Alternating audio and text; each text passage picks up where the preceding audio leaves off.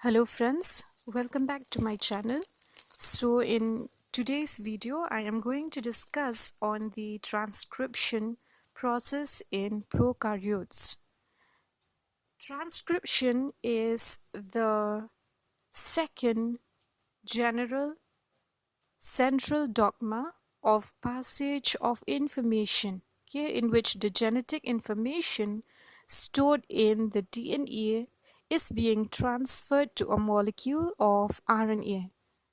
Now, the process by which this single-stranded RNA molecule is being synthesized from a double-stranded DNA template is known as transcription, and it usually occurs from a 5' to 3' direction, and the sequence its sequence, the sequence of this RNA molecule, it corresponds to that of the DNA strand, which termed as the sense strand. We will study this later. I will show you in detail. So the transcription is an enzymatic process and is also the first stage of gene expression, which ultimately leads to protein synthesis encoded by the gene. Transcription is the first step in gene expression in which the information from a gene is used to construct a functional product such as a protein. I had already explained here that the goal of transcription is to make the RNA copy of a gene's DNA sequence. Okay, for a protein coding gene, that is the RNA or the transcript, it carries all the information needed to build a polypeptide subunit, a polypeptide chain. So the transcription in prokaryotes, it requires the DNA double helix to partially unwind in the region of RNA synthesis. The region of unwinding is called a transcription bubble. We will see this later. Now the transcription, it always proceeds from the same DNA strand for each gene, which is called the template strand. The RNA product is complementary to the template strand and is almost identical to the other DNA strand called the sense or the coding strand. The only difference is that in the RNA, all of the T nucleotides, that is the thymine, they are replaced with uracil. So here the transcription, it begins with the attachment of the RNA polymerase, okay, the RNA polymerase holoenzyme to the promoter of the transcription unit, and it ends when the core enzyme reaches the terminator site and dissociates from the DNA. So let us take a look at the structure of this enzyme. Now the RNA polymerase enzyme, it has 5 polypeptide subunits, okay, 2 alpha subunits of 36 kilodalton each, a beta subunit of 150 kilodalton, a beta prime of 155 kilodalton, and a small omega subunit. Okay, so the enzyme here is referred to as the core enzyme, but we also have a sigma factor. Now a sigma factor binds to the core enzyme and forms a holoenzyme. So you can see here, this is the core RNA polymerase, and when the sigma factor binds, it will form the holoenzyme. So after the transcription starts, we will see that this sigma factor, it will unbind, it will dissociate from the RNA polymerase and let the core enzyme proceed with the transcription work. Now the enzyme without a sigma factor is the core enzyme. So here the two largest subunits, the beta and the beta prime of the core enzyme, they are involved in catalysis, Okay, they are involved in catalysis. We can see here in chain initiation and elongation, and also in DNA binding. The 2 alpha subunits and the omega subunit, they take part in RNA polymerase assembly and transcriptional regulation, that is chain initiation and interaction with regulatory proteins. So this is the structure of the enzyme RNA polymerase, the prokaryotic RNA polymerase. Now, before we start with the transcription process, let us understand this template. What is a template? Which of the DNA strand which will act as a template for the synthesis of RNA. For this, we should know that the direction of transcription, okay, we should know the direction of transcription is always from 5' to 3', this way. So since it is from 5' to 3', the direction for the RNA synthesis, it means that the RNA chain that will be synthesized is from 5' to 3'. Okay, is from 5' to 3'. So here, since it is this direction for synthesis, the lower strand, okay, here it will act as a template strand, okay, which is also known as the antisense strand. Okay, since the synthesis will proceed this way. Now the other opposite strand, that is a 5' to 3' strand of DNA, is referred to as the coding strand. So the RNA that is going to form, it should have the same sequence like the coding strand. Okay, they have the same component of genetic material, except in that in the RNA we have, instead of thymine, we have uracil.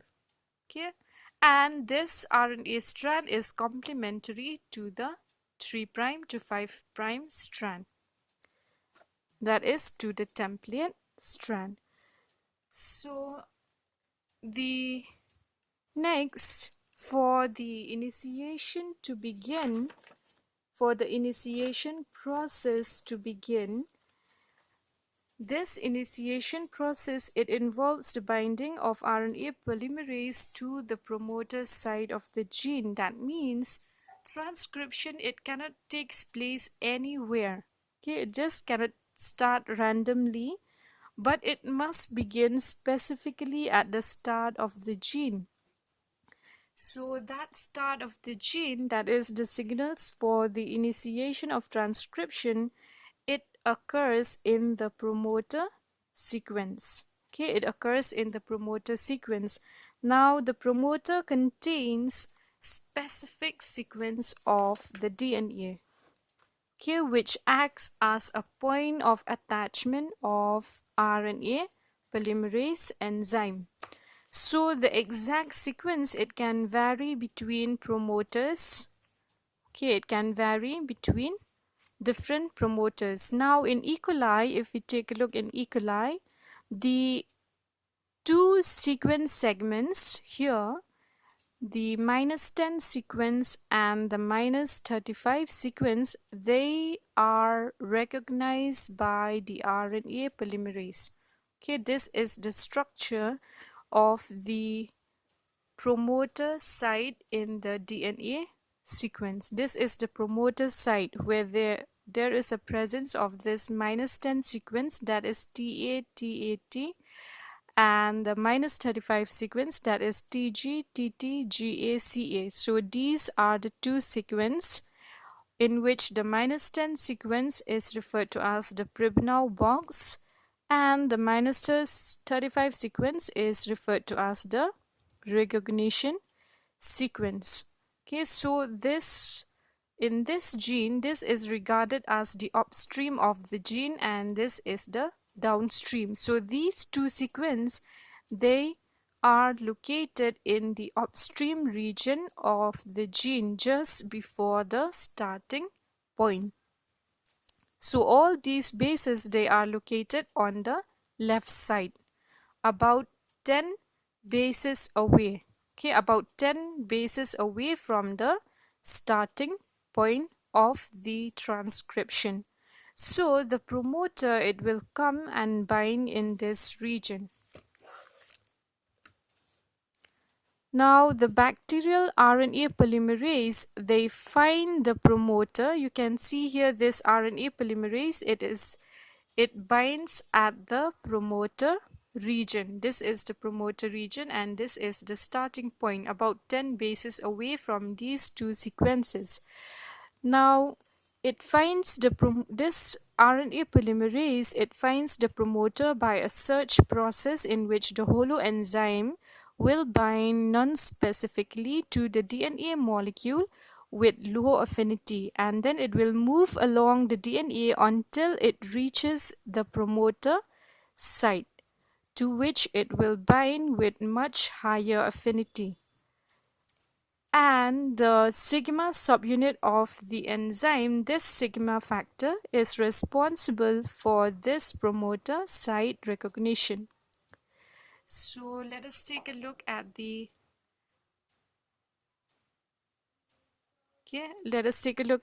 initiation process, initiation step, when the enzyme and the sigma factor, that is the holoenzyme, they already bind to the promoter region of the gene of the DNA molecule. The complex which is formed is termed as a close promoter complex. Okay, it is known as a close promoter complex that is between the RNA polymerase holoenzyme and the promoter sequence. So this is the first step in the initiation process. Now in this complex, the enzyme, it covers about 60 base pairs of the double helix upstream. You can see here this is the starting point, okay, of the gene to be transcribed, and this promoter region, okay, this RNA polymerase enzyme, it will bind, it will covers about 60 base pair of the double helix upstream. Now upstream of the -35, okay, here till here, that is up about 60 base pair upstream of the -35 sequence. Okay, to just downstream here, to just downstream of the -10 sequence. Now the exact site of binding is not certainly known. So the DNA duplex here, if you take a look at the DNA molecule, the double-stranded DNA, it starts unwinding. Okay, it starts unwinding, in which the RNA polymerase enzyme unwinds several base pair of the DNA. And the exact region when breakage and unwinding occurs is from -10 sequence, thus forming a secondary structure known as the open promoter complex. So when the DNA melts or starts to unwind, this complex which is formed is referred to as the open promoter complex. This is called so because it binds the RNA polymerase binds the DNA molecule whose strands are open. So that is why it is called the open promoter complex. Now when the open promoter complex has formed, the sigma subunit here, this sigma subunit, you can see here, it already dissociates from the haloenzyme, from the RNA polymerase enzyme. It dissociates, and the holoenzyme now is being converted to the core enzyme. So at the same time, what happened? The first two ribonucleotides here, they are base paired with the template strand. Okay, they are base paired with the template strand at position 1 and 2, and thus a phosphodiester bond is synthesized. So these are the steps in the initiation of transcription. Next, in the elongation process, it begins when the RNA polymerase, it leaves the promoter. Okay, here it is in the promoter region. So when the RNA polymerase, it moves along the DNA chain and leave the promoter site, then the elongation phase begins, and we can see here the DNA, it starts rewinding. Okay, and as the RNA polymerase moves along the DNA, these strands, DNA strands, starts to unwind. Okay, it open up so that the RNA molecule can be synthesized. The ribonucleotides can be added here in the open strand.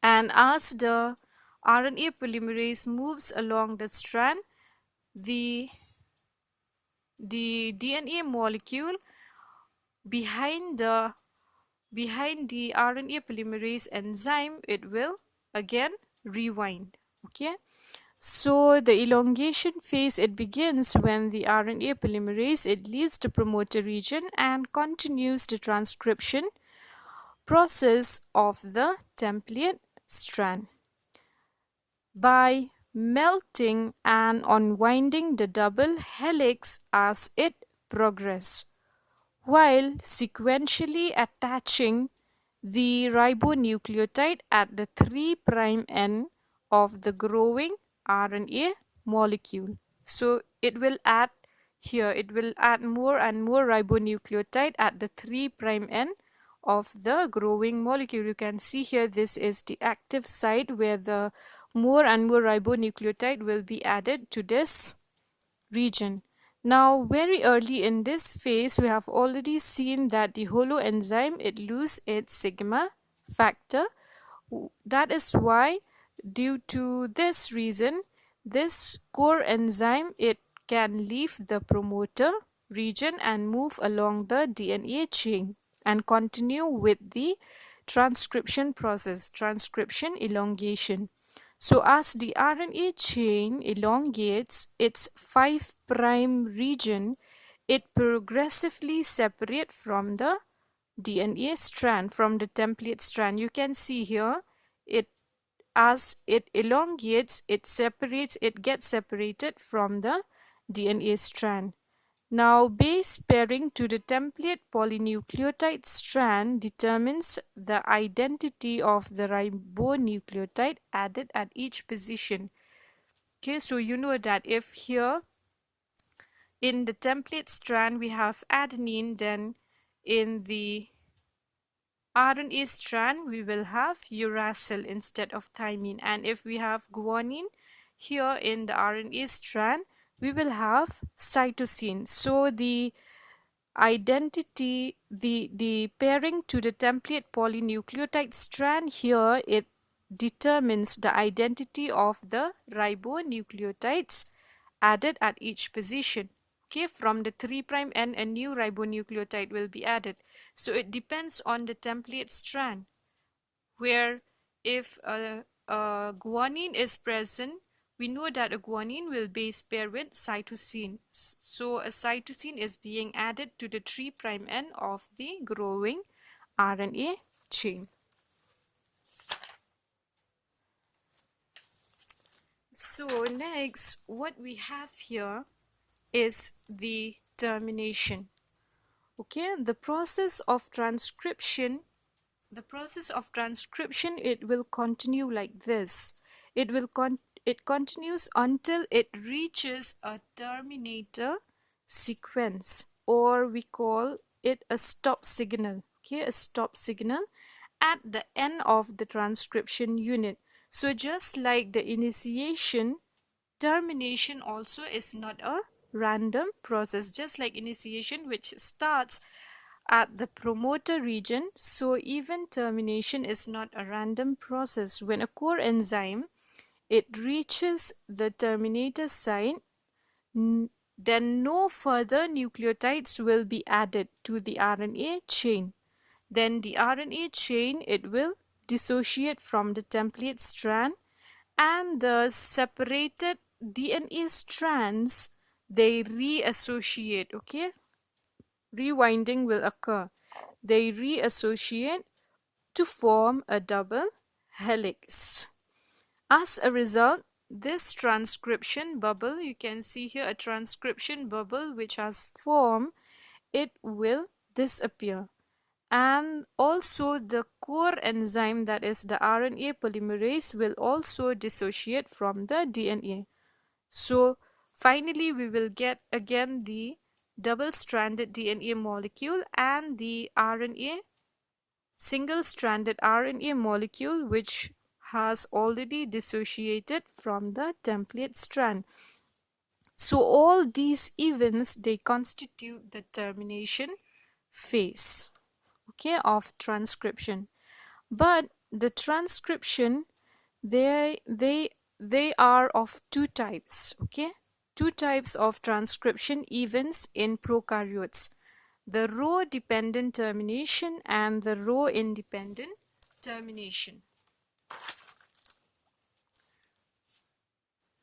So the RHO dependent termination is controlled by a protein molecule, okay, is controlled by a protein molecule termed as a RHO protein, and this RHO protein will drag along behind the polymerase of the growing mRNA chain.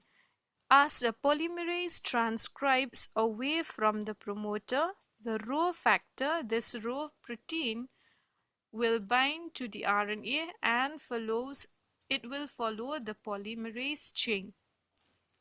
So this RHO protein is a ring-shaped single strand binding ATPase protein. Okay, the RHO protein it will bind the single-stranded RNA as it exits from the polymerase enzyme complex. Now the interaction with this RHO protein, it releases the mRNA from the transcription bubble. So here when polymerase it reaches some sort of a pause site, this RHO factor it catches up with the polymerase enzyme. Okay, it catches up with the RNA polymerase and it will unwind the DNA RNA hybrid. Okay, you see here the RNA which is attached to the DNA. So this RHO protein it will unwind the DNA RNA hybrid, resulting in the release of both the polymerase as well as the growing mRNA transcript. Now in the RHO independent termination, we have the termination of transcription. At these sites, they does not require a RHO factor, okay, a RHO protein. That is why they are termed as RHO independent termination. Now they are also called as the intrinsic terminators. So the RHO independent termination is controlled by a specific sequence, okay, specific sequences in the DNA template strand. Now as the polymerase enzyme near the end of the gene being transcribed, it encounters a GC-rich nucleotides. Okay, it encounters a region rich in GC nucleotides. So what happened here? The mRNA it folds back on itself, and the complementary CG nucleotides they bind together. You can see here they form base pairs. Now the result here is a stable hairpin loop. Okay, a hairpin loop is formed that causes the polymerase to stall. As soon as it begins to transcribe a region rich in, you can see here a region rich in 80 nucleotides. So a complementary region here, that is the UA region. Here we have a uracil and here we have adenine. So this UA region of the mRNA transcript forms only a weak interaction. They can form only a weak interaction, whereas here this GC interaction is a strong interaction. So this coupled with the stalled polymerase induces enough instability, okay, for the core enzyme to break away, and it will liberate the new mRNA transcript. So termination of transcription, it involves the release of the transcript and the core enzyme, okay, which may then that core enzyme, okay, when it has been released, the core enzyme, it can again reassociate with a sigma factor and go on to another round of replication. So if we take a look at the overview of the process, we have the RNA polymerase along with the sigma factor will bind to the promoter region. Okay, that process is termed as initiation, and the 2 ribonucleotides will be added to the template strand. Okay, to the position, first and second position of the template strand, and we have a closed complex after the binding of the haloenzyme. And when the DNA melts and unwinds, then this complex, we have a open promoter complex. So the elongation of the chain will start. Okay, new ribonucleotides will be added from the growing mRNA chain, from the 3' end of the growing mRNA chain. So in the termination will occur when the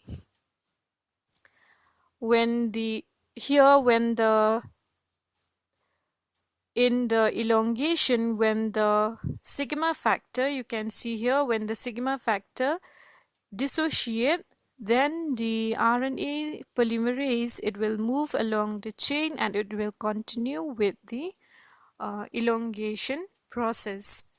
Then termination occurs. Okay, the termination when the RNA polymerase enzyme reaches the termination site. Okay, and it can be a RHO-independent termination where it takes place due to the formation of these hairpin loops, okay, in the GC rich sequence of the growing mRNA, and a RHO dependent termination in which the termination takes place with the help of a RHO protein. Okay, so this is the overall process in the transcription in prokaryotes.